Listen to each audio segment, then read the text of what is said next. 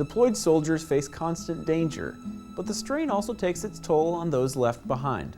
Jennifer Giunta was only dating Sergeant Giunta when he deployed to Afghanistan. We talked to her about the network of people she leaned on while the man she loves fought on foreign mountains.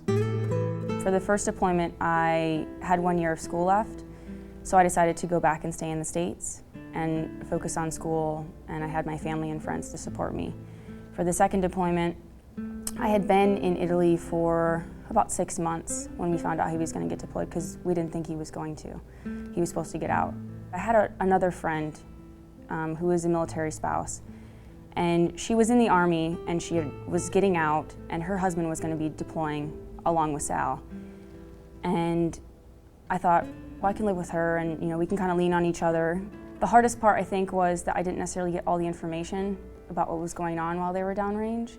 And so I relied on the spouses that I did know who went to the FRG meetings to kind of fill me in. The letters really helped. I mean, it was, because when they call you, during the second deployment especially, there would be months. I remember he first left and it was 2 months before I heard from him. And then it was every month. And when you get a phone call, it's 15 minutes.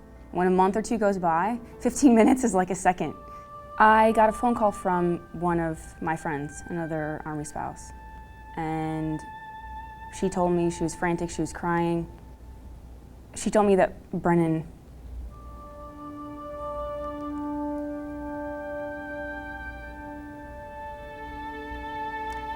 had died.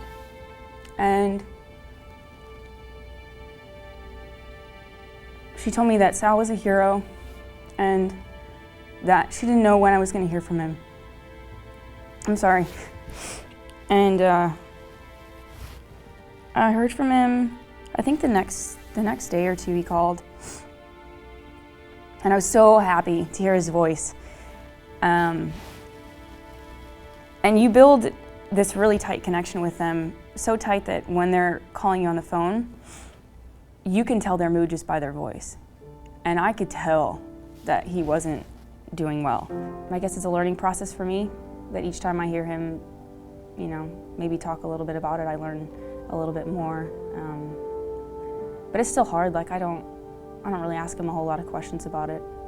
I think he's a hero, but I think that everyone that goes is also a hero.